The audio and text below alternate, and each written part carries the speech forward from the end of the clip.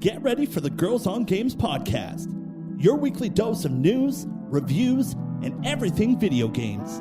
Always served with a good helping of hype and just a pinch of salt. And now, your host, Leah.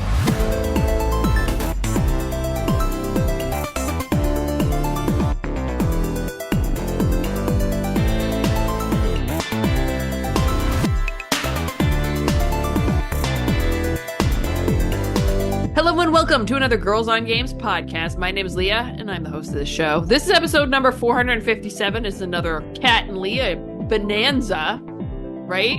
Yep. Playing that vacation / summertime / trying to juggle everything at the same time. But thank you to you and Joelle to holding down the fort last week. Joelle did a great job hosting. Yeah. Excellent. Loved it. What are we talking about this week? I have been a little bit out of the loop, so I'm curious, because I was on vacation, of course. I am curious about the news around Blizzard and some actions happening over there.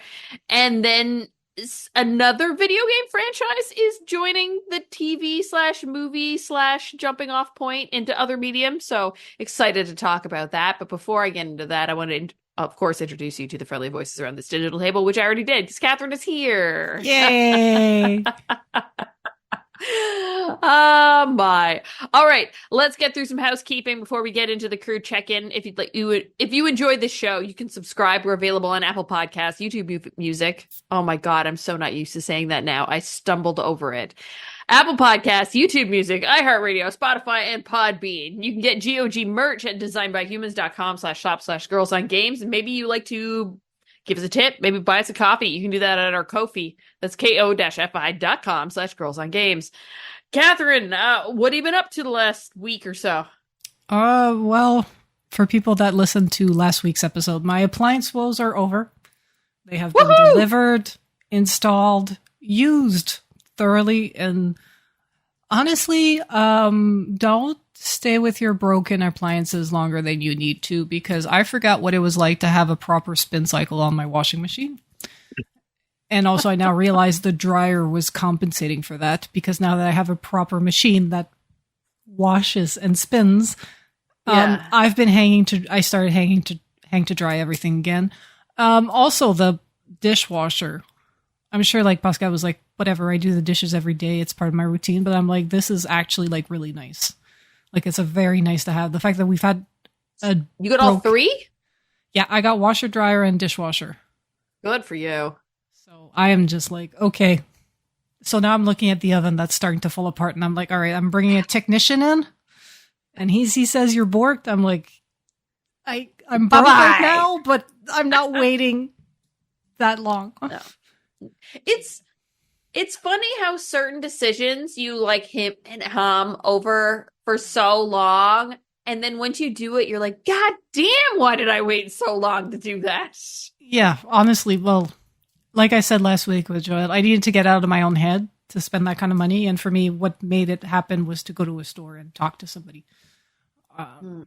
You can't just log into a website and spend like something like $5,000 to $8,000 on appliances, like by ordering shit online. You got to go look at it. You got to poke it. You got to bother some salesman to give you ask an expert. You know, like that's what they're there for. Like, what is the fear of us talking to people anymore? Well, I think like places like, like Home Depot that have an appliance section, like all these big box like stores, like that are actually more like hardware stores, but do sell appliances. Like the people there don't really have the answers. They're basically there to help you order the thing, I feel.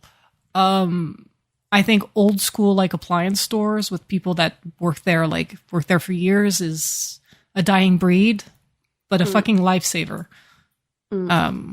So that's where I went.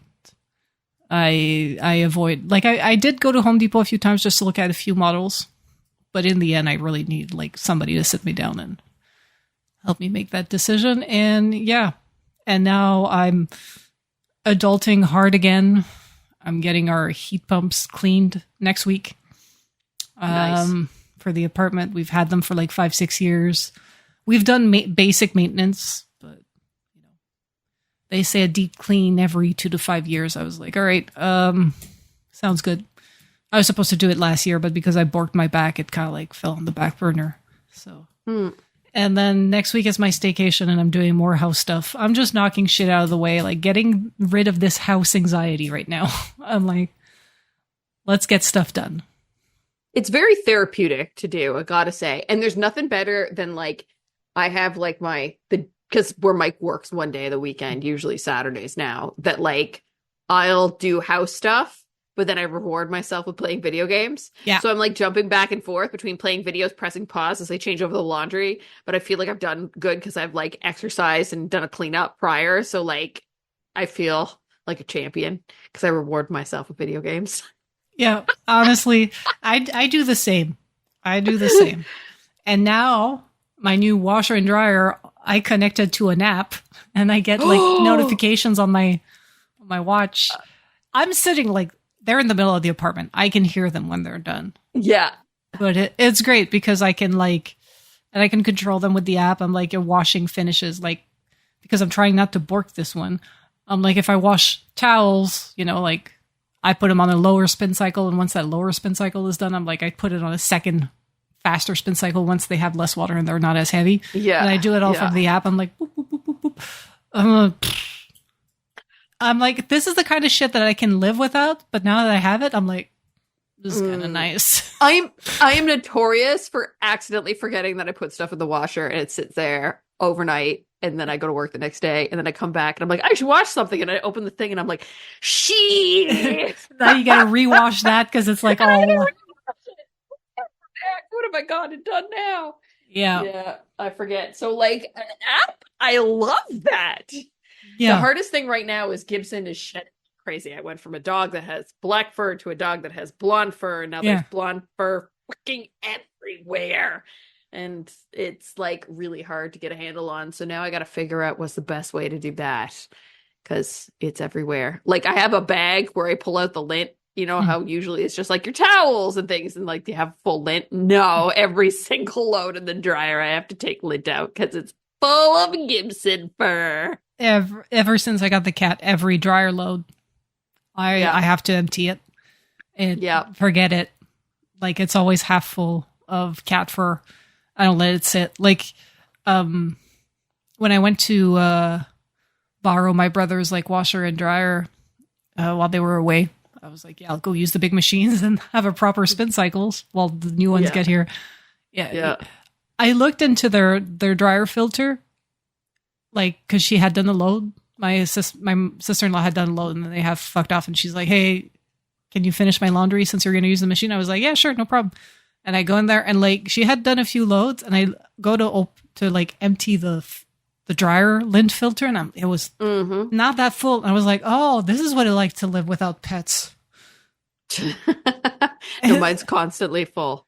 She's like, "No, if I don't do like only when I do the towels, I empty it." I'm like, "Must be fucking nice."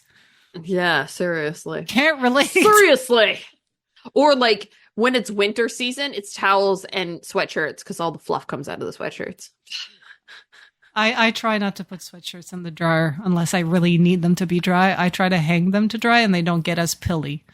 But yeah, well, I need it just enough. I use it to get the wrinkles out because if not, even when I hang them, they end up with crinkles in them. So, but I also saw that you're back on your fitness journey, which I'm very happy to see.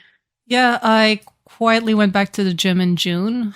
I got a program to start doing some barbell lifts again. I'm not allowed to put any weight on the bar yet, so I'm just doing an empty barbell, which is 40. Still like, it's like 20, 40 pounds, right? Anyway, it's 45 pounds or 20 kilograms. Yeah, so like, so I'm really. You got to do it. You got to do it with some starting. You got to like. I'm get still your way there. Yeah, I'm still basically rehabbing. But it's like I have to get the movement back and my range of motion back before I start working on strength again. So I'm probably going to go back for one last visit with the kinesiologist in September before they let me go and be free. But yeah, that's what, and my gym moved.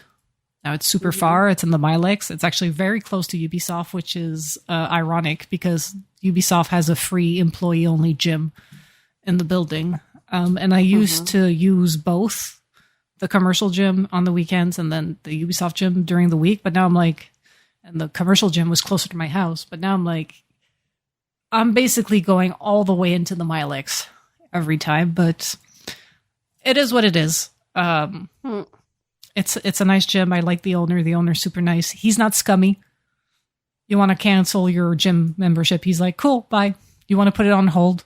It's like, cool, bye. Like every other gym, like big companies, like you look at the reviews and everybody's like, the gym is nice, but like they keep charging my credit card after I left and moved and shit like that. And I'm like, he wouldn't do that. Like, it's like the fact that this man is not scummy is worth me having an extra commute to go there instead of trying to cram myself in some econo fitness with like half the island of Montreal and them like just overcharging your card for no reason.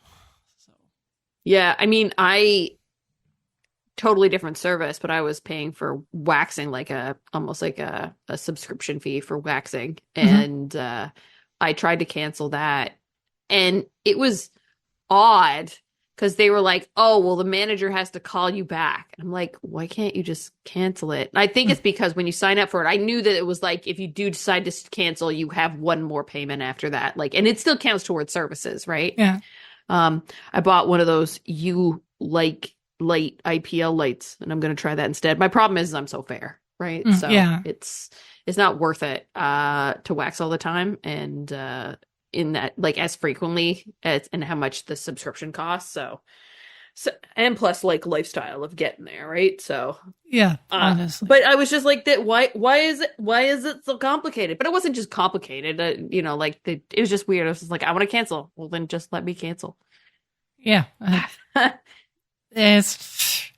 get it that maybe on the girl on my phone is like, I can't do it, but somebody will do it and will email you. Like. Yeah, I they did it fast. I mean, she didn't put up a fight or nothing. You know, they offered me another solution. I was like, no, I think I'm just going to be done with it because I have essentially am sitting on 2 credits. It's like $100 worth, right? It's like, what's the point when you're charging me every month that I can't use it every month? So yeah. But yeah, they didn't fight me on it. But yeah, it's with subscriptions to stuff, sometimes it's hard to cancel. And I mean, I'm notorious now for having a bunch of different subscriptions that I don't probably even use. Like we were discussing that last week with the new price points for Game Pass and just like how we get stuck in subscription. Any app that I use myself, like on my phone, that I sign up, like let's say like I want to sign up for a month of Crunchyroll to watch an anime or a month of Viki to watch some Korean drama. Like I churn in and out. I will sign up for the month and I will go into the Google Play Store and unsubscribe. And if by the time the subscription is up, I'm not done watching my show, then I re-up. Yeah, it's that's good in the Apple Store. I gotta say, it's pretty easy. In your app profile, you can easily go in and unsubscribe to stuff pretty easily. Yeah. Did you watch the Olympics? I am probably the only person on the planet not watching the Olympics. But did you see the Assassin's Creed guy jumping across Paris? Of course I did. Apparently they had like drawn inspiration from like a lot of stuff like Les Miserables and they did.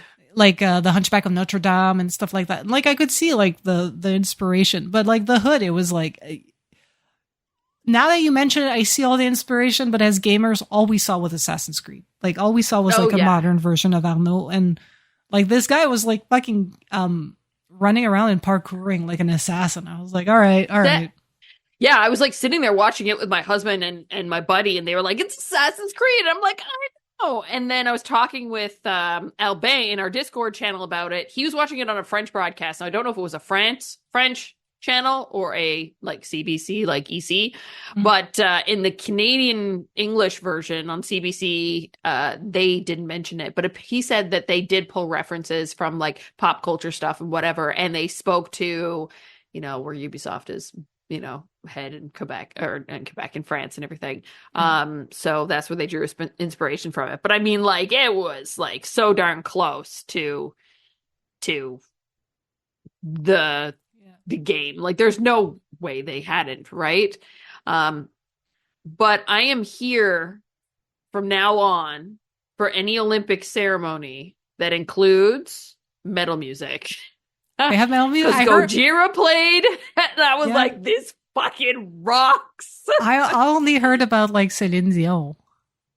Oh no! So during the Les Miserables / French Revolution-esque kind of style thing, they had, I can't tell you which building it was, but it was this bright white, like, huge castle-like building, and they zoomed in on a Marie Antoinette headless character who started to like speak / sing, and then all of a sudden it pulled out and red smoke and red ribbons start coming out of places, and then fire goes off and fucking Gojira's there playing, and I was like, wow. Kat, you gotta go watch it. It's like, I gotta one of catch the greatest up. Yeah, no, like, so many people, you can just look up Gojira Olympics and you'll see it. And I'm like, thank goodness. And I do like how they like pulled from different countries too, because obviously Gaga performed and Celine performed, and Celine was fucking phenomenal.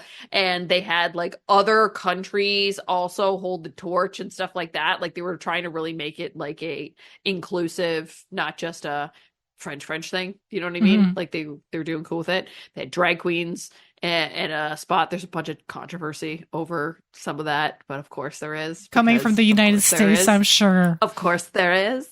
Oh my God, you did the Last Supper thing. It's like, it wasn't the Last Supper. It was a different thing, and it was supposed to be inclusive, and you're making it exclusive. Way to go. You're like, when I saw the screenshot, I was like, that's like Dionysus or whatever his name is in English. Yeah, like, it's exactly what they were referencing. Was not in the Last Supper. Like, not everything is a Catholic reference.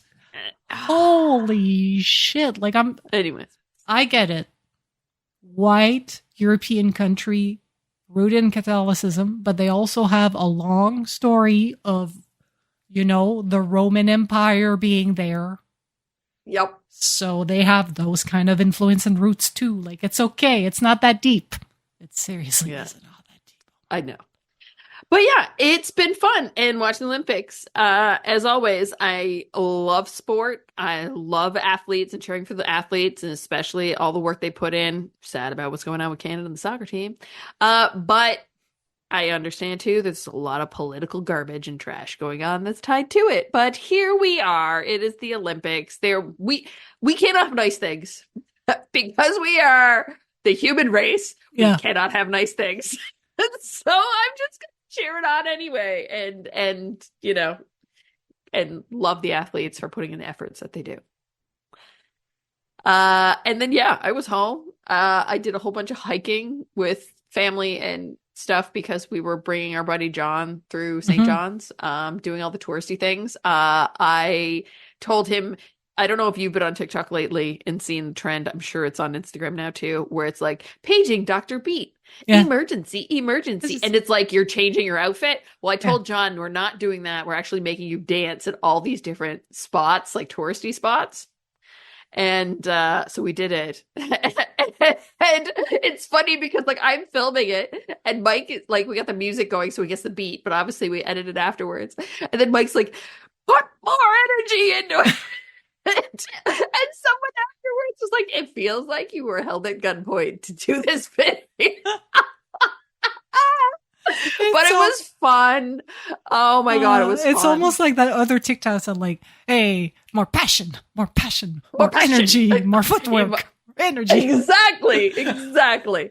But we had so much fun doing it. And just like, I myself don't do as much social media as I used to and produce stuff and do all of that. It's mostly like team, like I'm like overseeing things and get into the nitty gritty of it. And it was fun getting to actually do that. And I tried editing in CapCut and hadn't done that in like a really long time. So yeah, it was fun. I had a lot of fun. Got to see family, got to relax, got to eat, got to sleep. The usual stuff you do on vacation, right? Did you guys fly there or you drove? Oh, we flew. It's a Okay. trek, especially from Toronto. You're talking like it's a 14-hour drive plus a 6-hour Very. overnight in a ferry to get to my cabin from Montreal. So That's add on an extra 4 hours for yeah. So you flew with a Toronto. dog. No, the Oh. dog went to my mother-in-law's. Oh, I thought you brought the dog. That's why I was like confused that No. you flew. I'm sorry. I am not up to No, date on he my went- lore. That's okay. He went to my mother-in-law's house and had a good time. It was his first time staying with somebody else because other times John has been here staying with him at my house. Mhm. But yeah, he feels really like he enjoyed himself. And my mother-in-law was like, "Is it normal that he follows you everywhere?" I'm like, "Yes, he is a ginormous puppy." Welcome He to will having a follow you Labrador everywhere. retriever. She has a Dachshund, so you know. So she gets to have personal space. That must be nice. Yeah, she gets to have some. He's a 10-year-old Dachshund too, so Okay, he's chill. personal space. All right, let's get into some fantasy critic things. Honestly, I'm opening it up. for the podcast one, you and Joel need to tie up your last things. Yeah, I think that's it. I need to pick now. Okay, we're solid here now. I was kind of waiting to see what Joelle was going to pick up for those last two things before I put in my counter pick. It's like just case. putting the pressure there. Pick your two last games, Just Joel. in case. Because I don't know. There's not a lot here that I can lock down right now that I feel like I need a fail. One that I know is going to fail, and I don't think we're there right now. Yeah. I mean, not that I want to give myself a third counter pick, but you could try and see if Avowed doesn't. Yeah, Doesn't I was release. thinking that or Black Myth Wukong. Yeah, because I don't think like the rest of the ones you've got are pretty solid. And then Joelle's got, I think Star Wars Outlaws is going to do okay. The Altars, maybe not. I don't know. I'm not doing the same thing and betting against something coming out because I actually already did that for Hollow Knight Silksong. I'm not doing that again for something else because that kicked my ass for Elden Ring in the other group, and I'm sitting in 7th place over there. Darth is still at the top with first place. Pat is in 2nd. Offshore Meteor is in 3rd. Ross is in 4th. Albang is in 5th. Jessica Starr is in 6th. I'm in 7th. Phoenix is in 8th. Stainsby Kingsby is in 9th. And Zhang Pao is in 10th. We got a few games coming out the next little while. Oh shit, I got games I need to pick up over here.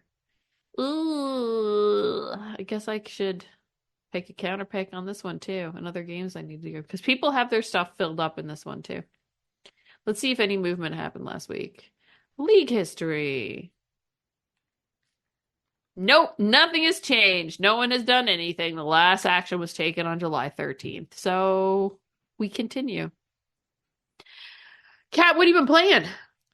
Oh, well, last week I talked about finishing both Dungeons of Hinterberg and the main game for Horizon Forbidden West. So this weekend I started the Burning Shore DLC for Horizon because I always need more Horizon and more robot dinos for me to shoot down with arrows. So I just kind of like started the intro quest, got in the area, got the lay of the land, met a few characters, ultimately saw the new gear and was like, what the fuck is Brimshine and how do I get it so I can get all this epic gear? And yeah, so I'm gonna probably bang that out like during my vacation, I think. Nice. And then I gotta figure out what I play next. I might take like I was talking last week with Joe about like a palate cleanser, like a Little Kitty Big City or something like that. While I figure out if I play Outlaws or something else. Cool. But yeah, I've sunk like over 100 hours in Forbidden West. Holy shit. Good for you. Good for you. Did you end up starting Coral Island? Yeah, I did. I played for a while, and I stopped when I got Horizon Forbidden West. Yeah, so there's an update that just came out like 7 days ago. Like I think I saw it when I was on vacation. Yeah, published July 23rd, 2024. Yeah, the Land and Sea update for Coral Island. 1.1 story finale. Land and Sea update is out. So yeah, I think I will play that later. So I did what I said I was going to do. I tried Potion Permit. I don't know if this because me and just not being able to focus because I was on vacation or whatnot. I had a really hard time getting going with that game. I felt like it was really slow to start. Now that I'm kind of in a groove in things, I feel like stuff is moving a little bit faster, but there's just a few things that like some stuff's really grindy. Like you have to do some quests and stuff in order to like move in the like forest area or whatever to unlock spots so you can go and get other items so that you can make potions and whatever. And some of it is locked behind money, collecting rocks and collecting wood. And it's just like it's a really slow go of collecting it, and I just want to like fast forward past it.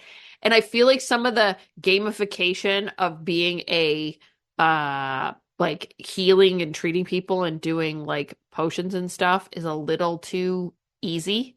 Okay. Okay, so when you have a person come into your clinic, you get a warning in the morning and a new person is in your clinic, and you walk over there and you need to diagnose exactly what's wrong with them and then make the potion to cure them. So, okay, fine. You go in, you see the person there, you interact with them.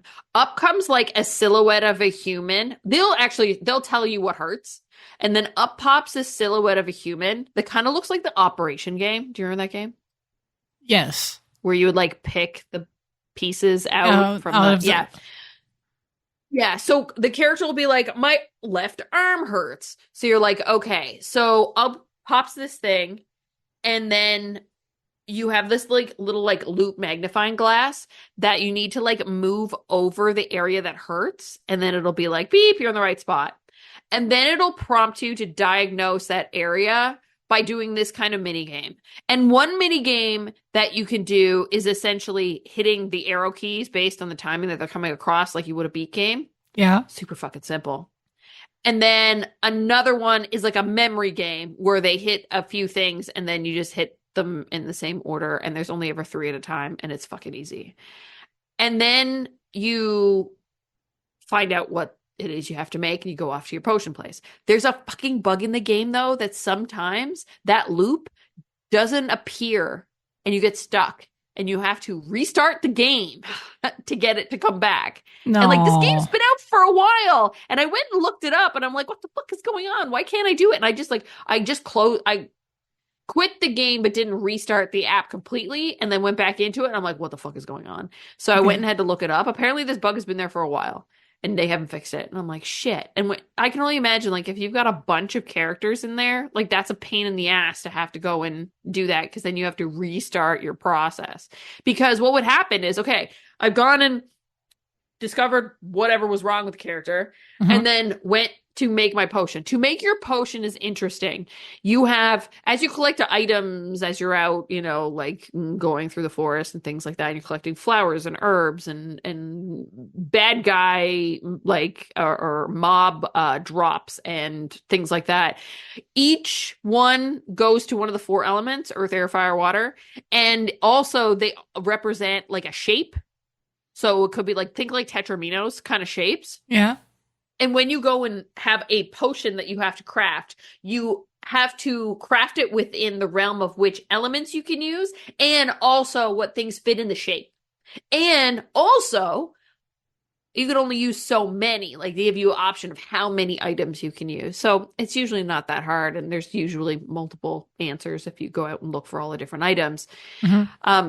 So you go and do all that. You do the puzzle, you make the the potion. You bring it back to your character, and then you have to give it to them, but that uses that little loop thing again. So if that loop thing is gone, you essentially just got to restart the game and go back and do it again. I'm like, motherfucker. So that happened to me twice.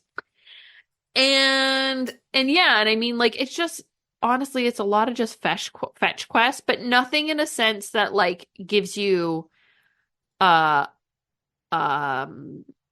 drive to want to get there to do it, because nothing's behind any real, like, timers or anything like that. There's no real seasons. There's no real. So, like, in some sense, it's like super calm and chill and play it as you want and do what you want as you see fit. But at the same time, because there is no restrictions,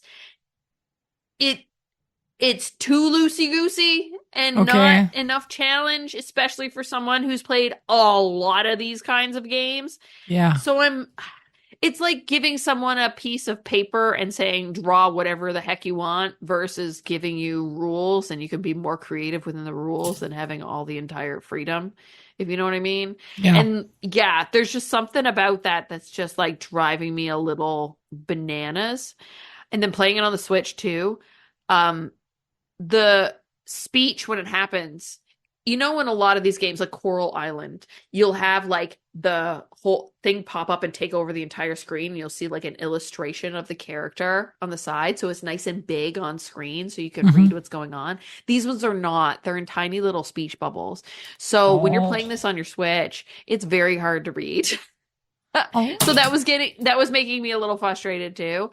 It's too bad because there's a lot going for the game in a lot of the concepts that they're trying to, and the art is really nice and everything. But like, I honestly don't know if I'm going to keep going with it, because it's just, there's so many other things to play. Like there's that Magical Delicacy one that's out now, I think it's called, that's on Game Pass. Plus the Coral Island has an update.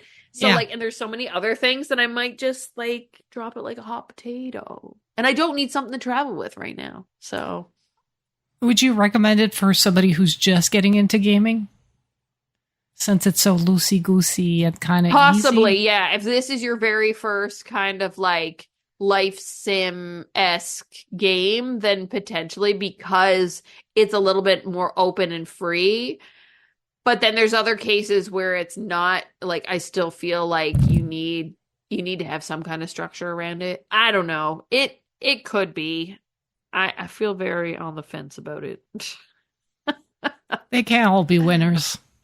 No, they can't. And hey, I tried, right? But also, like, when you play a lot of games within a genre, you get really, not, I don't want to say picky, but you get very knowledgeable about what works and what doesn't. And I think it's pretty quick. You can say pretty quick if you're going to drop that game or keep going. Yeah, and it's not like the things that are behind mechanic walls that make sense in order to give you challenge and have to think strategically, versus ones that are just like not. And like, so like, say I need to go and get 4 lavender herbs or whatever, right? Or I need 8 of them, and I know that there's only ever 4 that grow a day. I know that's behind a time gate, right? And I know exactly where they're going to appear. I know exactly where to do everything. So like, I'm going off and doing things, but it's like fetch quests, but not in the fun way to do fetch quests. You know, it's not like when you're doing some of the stuff with Coral Island, and you go under the water and you're going and trying to find the different colors of kelp, and you know, like at the same time you're also doing other things because you're actively clearing stuff out and getting yourself further and further and further. Yes, there are some moments where you end up having to grind and whatever, but like, it's never to the point like where it just feels monotonous. And this is getting to that point. So I feel like that. Like, I had an inkling of that at the start, and then it just has continued that way. And, like, I came home and put a good few hours into it yesterday just to be like, okay, I'm here, I'm sitting, I can concentrate a little bit more and relax. Like, I'm not traveling, I got the dog, Mike's playing a game. And, yeah, it just wasn't there. I think it maybe just doesn't click with me. It's just not top of the life sim Not for you. charts. Yeah. So, I tried. I do think it's time to go on a walk down memory card lane. I did see that some people are complaining that you guys didn't do it last week, but I understand this is my thing. And yes, and also we were on the fence on whether or not we were going to be able to get an episode in, so Yeah. we didn't prepare. Yeah, no, that's fine. And no word of a lie, I figured this one out at 5 p.m. today. So, talk about preparing. I have my ways though now, right? I've been doing this for almost a year. I know how to go and pick them. So yeah, each week the team, namely Catherine, will have to guess a historical game that would have released during the time of this episode's airing. We'll start with its release date, and then I will give hints about the game, and Catherine will have to attempt what that is. As always, Catherine will talk it through so that you can kind of see her or hear her thought process. I realized I didn't have my Notion open. There we go. Okay, so Catherine, this game originally released on October 2nd of 2016. Oh, sorry, not October. August 2nd of 2016. I was going to say, like, isn't it supposed I'm in the future. 2016. Yeah, August 2nd, 2016. Okay. We're talking previous generation. Ish.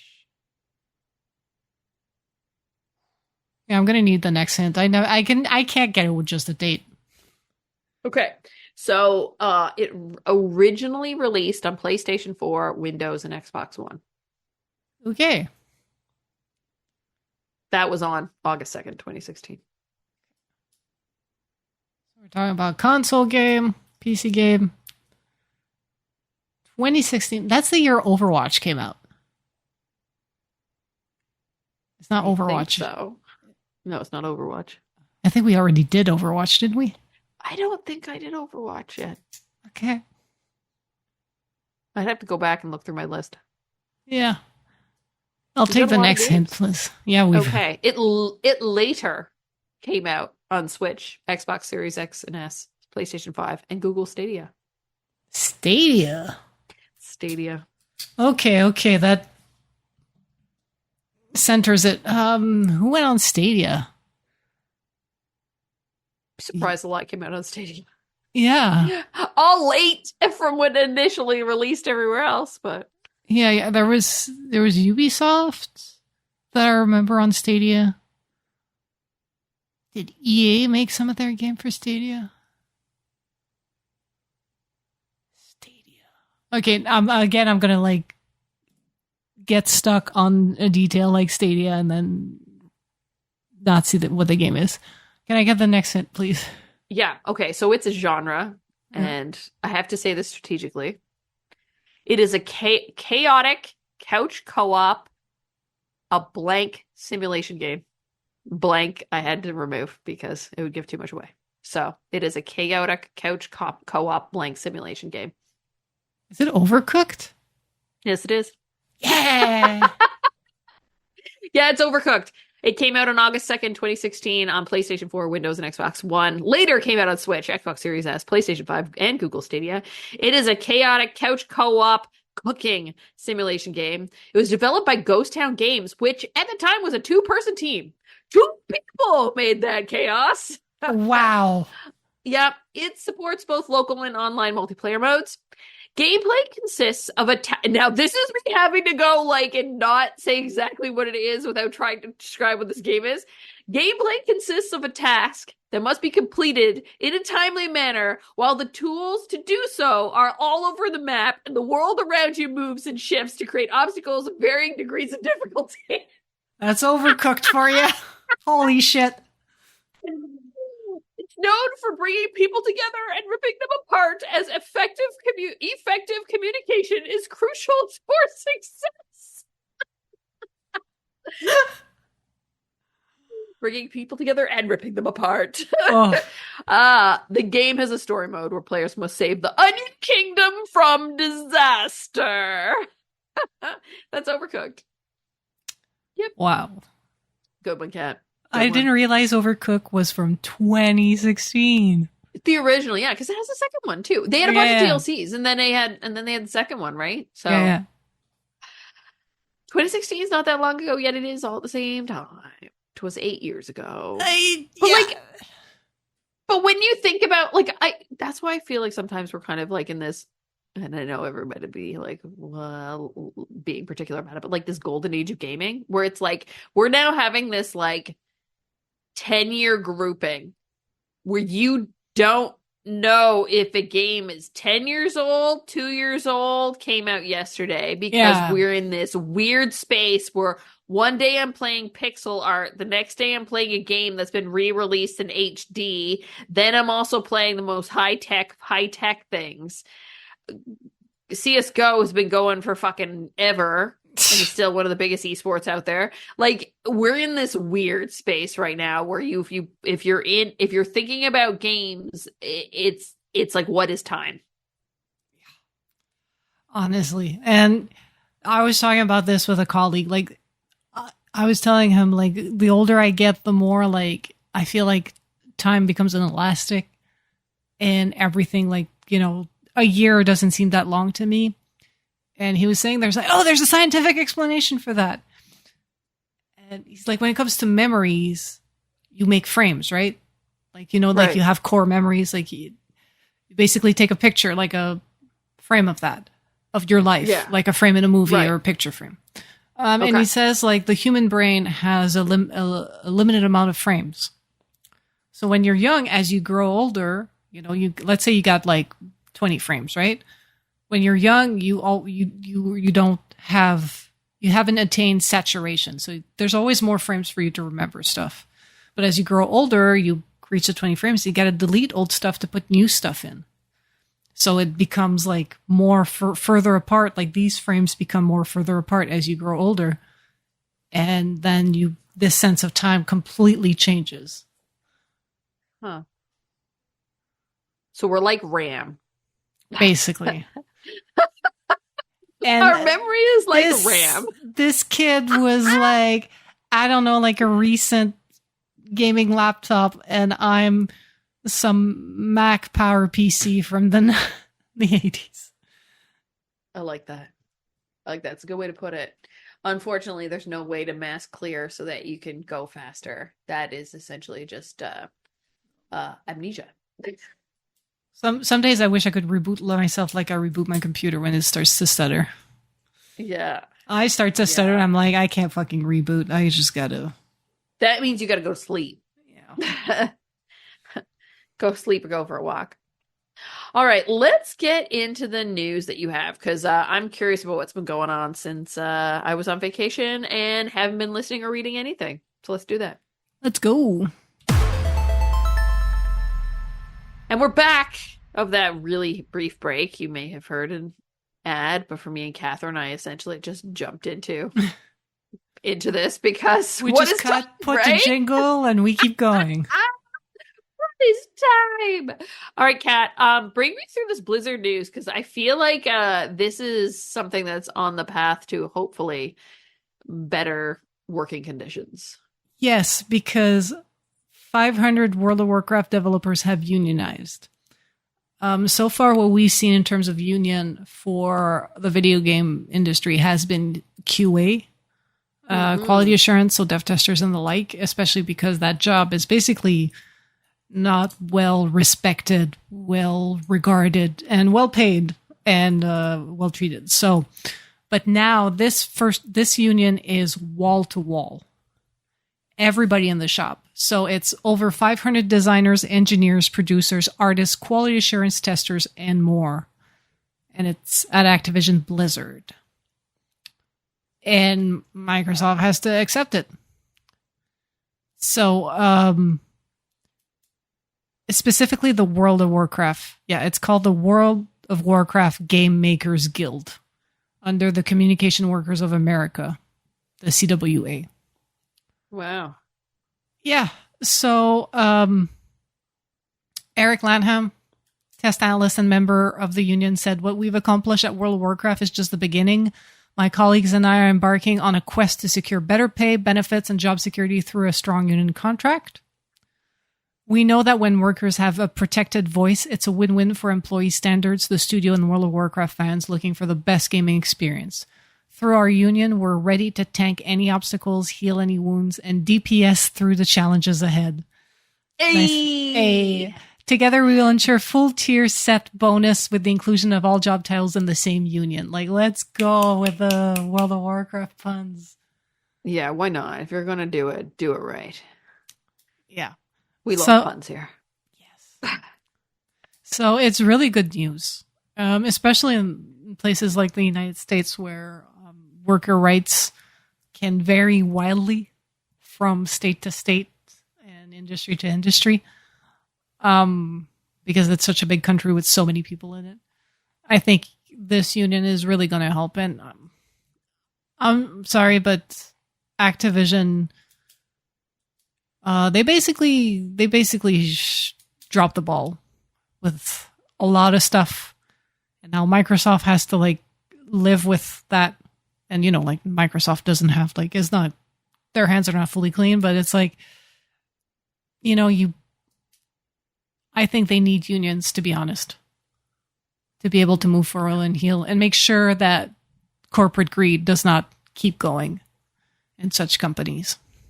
Yeah, it's interesting because we're still hearing of job losses left, right, and center. Before I left for vacation, I went to drop the dog off at my mother-in-law's, and we were out at their summer spot, and we went out and had dinner with some of their friends and things like that, just like a barbecue outside. And I was chatting with one of them. She was saying how her daughter wanted to get into the video game industry. I was like, funny you say that. And it was talking about you, what you did and how you got into it. 'Cause she was a graphic designer and stuff. I was like, well, is she interested in UI, UX, any of those kinds of things? And I was saying like, yeah, when you can get a job, it's great. The problem right now is just, it's really tough, right? And kind of like it's unstable right now. So if they've got some going for them, like don't jump too fast. But like sometimes it's also who you know and getting people in, right? Yeah. Because you need someone to back you because the jobs are so slim. There are jobs out there. It's just, you know, tough picking, and you don't know if it's gonna stick, right? And so by having unions and stuff, that at least helps kind of level the playing field on a lot of cases. Yeah, and they'll have to be like way better about contracts, disclosure, salary, everything. Because I feel like a lot of shenanigans that happen in the industry at large, especially in the United States, happens because of their lack of labor laws. Because I see a lot of stuff happening in the United States. I'm like, how is that not illegal? And then I realize that's because it's illegal here in Canada. Yeah.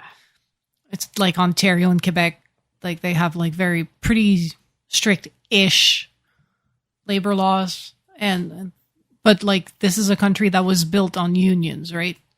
Like especially like in Quebec, like a long history of unions. A lot of those labor law came from all of those worker unions coming together. And unions are good, people.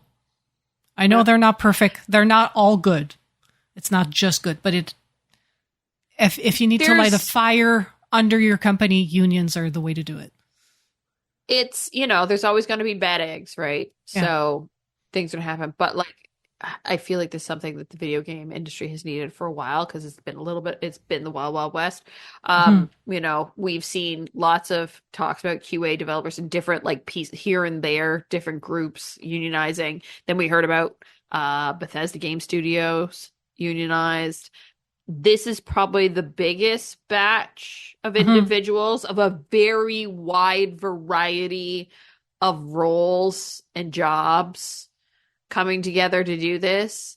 And I do think there needs to be standardization so people can know what they're worth, right? Because the transparency is tough. Like even when I was coming out of grad school as a graphic designer, like there was this book that everybody had that essentially spoke to like what each job was, what the value was. And it was all in American dollars too, right? Which is significantly different from what we have in Canada. But yeah, and like it changes so goddamn rapidly as the industry fluxes, right? So there's no way to get an idea of like, what if I'm going to go and make a decision about learning how to do something, so that a skill, a trade, and then get a job, I kind of want to know what I'm up against and, you know, what kind of a lifestyle I'm going to have and that kind of thing. And if there's no standardization around it, that makes it kind of hard.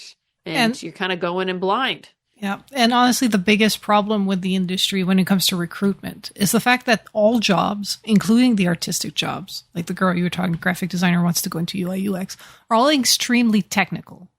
Because video games have a very specific technical budget when it comes to GPU, CPU, things like that. Yep. And like there's a budget, and they'll be like, hey UI, you have 10 megabytes. And you need to, like, as an artist drawing icons and stuff like that, understand what that 10 megabyte means. Many other restrictions and things that you're trying to accommodate for. Hence my reference earlier. Exactly. And restriction breeds innovation. Exactly. And like all of you making unions, like if I may throw this out there, like if you can work with programs to onboard juniors or to have people wanting to do a lateral move, like let's say VFX artists working on movies, wanting to come into the video game industry. Movies, there's no limit to your visual effects. Like it's going to render and it's going to pop out a movie. VFX in video games are rendered in real time. Therefore, hey, you got a polygon count, you got budget, you got stuff. Exactly. So like make these programs to have that transfer of knowledge, because they don't teach it. It's the kind of stuff you only learn when you get that job, and they don't teach it in school. Because like you've been to school for graphic design, like I have, they'll teach you like aesthetics and things like that, and how to use certain software. But when it comes to like the nitty gritty of web design and new technologies, you learn when you get that first job, and you just basically have to look for that information yourself. So, and I think video games, it's even worse. It is so much worse. And as somebody who's made that transition in the past 4 years, I'm like, wow, like all of this knowledge is so deep and it's so hard to find. And it's not all well documented within your companies or outside the companies. And it's also very pipeline dependent.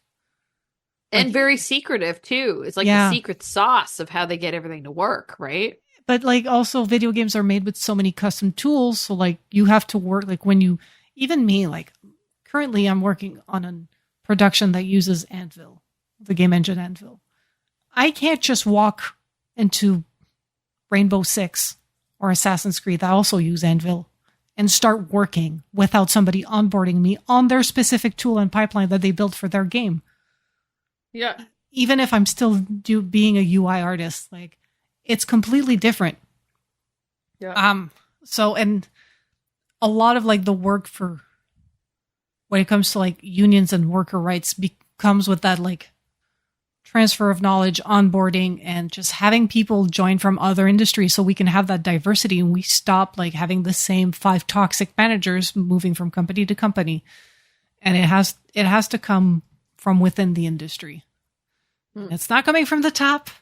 So please, union people, help us. I'm trying the best I can. I've joined as many like UI game dev Discord, and I've tried to like share as many non-NDA knowledge I can. Yeah. But it is because I was able to get this job and have good mentors. And I've now come to like join the community within like Ubisoft and talk to other UI artists and get more knowledge. But I'm trying as much as I can, but I'm just one person. I'm just one bitch. But I don't want to discourage anybody listening that wanting to join the industry. Like it's like any other industry, like right time, right place, right people. And don't be discouraged, but it is, we, the people that are in the industry now, we have to make things better for everybody else and make it easier for people to join us. Yeah. That's how we're going to get the diversity we so need. Holy shit. Yeah. Yeah. And I mean, it's only when that stuff starts to become standard that you can actually like teach it too. Cause there's no, how do you teach something like that? Right. That's so specific. A lot of it is learning on the fly, learning on the job. Right. So it's hard to say like, we can make a school class for that. You can teach theory, but. And it's like, you know, how the gaming industry likes to be like this. Oh, we're different from everybody else. Like you're a UI artist, but I'm like, but realistically, my job is UI designer. Mm-hmm. Like a lot of stuff I would do being a product designer at like a software company. Yeah. But it's like, oh no, it's artist. I'm like, cool, but I don't really do stuff that are that much different. It's just like my technical constraints and my technical budget is different. Yes, but I still interaction. It's still designing screens. There's like a center of it, like a nucleus. Core of it. That's just like, it's just design work. And then you can branch out into like specificity for software, specificity for web, specificity for video game. But at the center, there's a lot of like, we're all using Figma and Adobe Illustrator and Photoshop. Aren't we all? Yeah. On a completely different topic, I'm really interested to hear about this. Yakuza Like a Dragon is getting a TV series? Yes, and I'm actually excited about this. I was chatting with Simon. He's played all the games, and I was saying how I dropped off because the gameplay kind of like threw too many things at me and I got overwhelmed. And he was like, yeah, I just ignore most of it and kept with the story. I'm like, yeah, story's good. So I'm really happy that they're making a TV series because I think the Yakuza series has great stories. I just don't want to play the games myself. It's all right. It's not that deep. That's what YouTube is for. But I think we've had like great success with bringing successful, like very story rich video game franchise to the television medium. So yeah, October 24th is when Like a Dragon is coming to Prime. I'm really excited about Is this. it? I'm trying to see now the clip that I'm watching. Oh, it is live action. Yes, it's live action.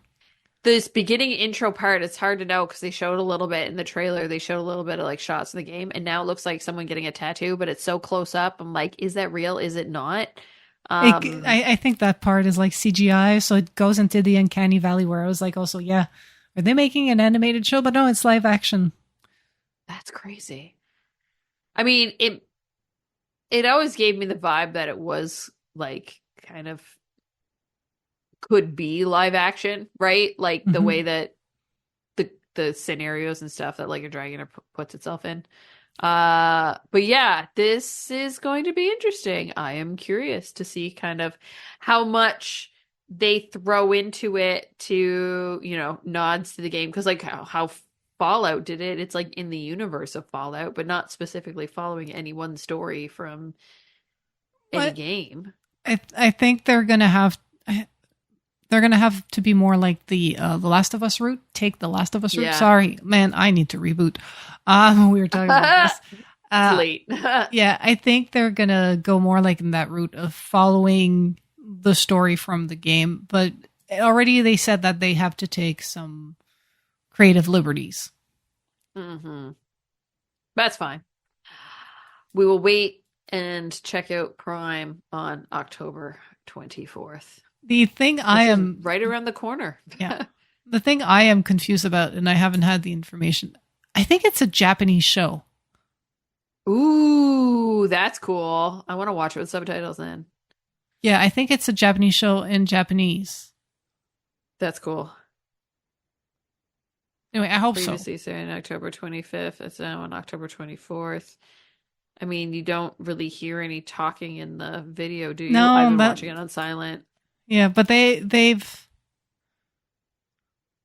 casted childhood friends. The cast is Japanese, but they could be Japanese American. But I think English, yeah. But I think it's going to be a Japanese show and Japanese cast. Anyway, the games, like when I played the games, the voice acting was all in Japanese. So I hope it's in Japanese to get that. Yeah, it needs that flavor.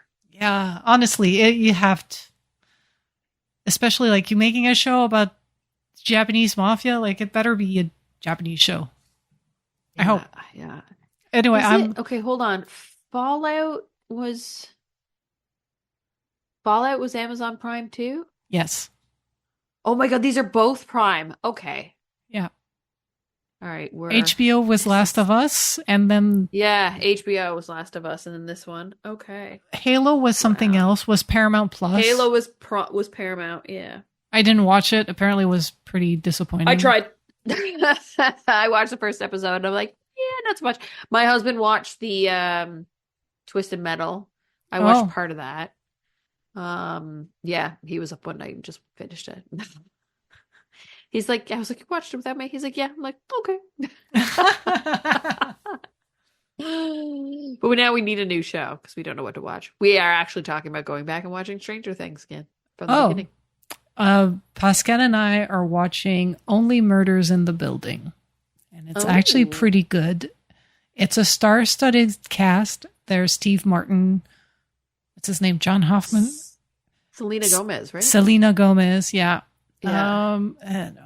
And it's about people that love murder, like true crime podcasts, and then there's a murder in the building, so they start their podcast about that murder, and they start investigating that murder as they do the podcast, and it's pretty, like, it's a very fun intrigue, and it's a well-written show, beautiful visuals, Okay, I'll and check that out. star-studded. It's on Disney Plus, I believe. Okay. I have that. I have them all. Who am I kidding? And with that, I think we're closing out the show for this week. As always, check out the show notes on girlsongames.ca for links to the 2 stories we mentioned in this episode. Thank you, Catherine, for always putting that together for us. If you have the power to rate and review this podcast on the platform where you're consuming it, that'd be much appreciated. Why? It helps with discovery, pushes us up in the ratings, and any comments help us build our show. So thank you. Kat, I would like to open the floor so you can shout out your social media handles so people can find you anywhere and everywhere online to talk more video game things and more.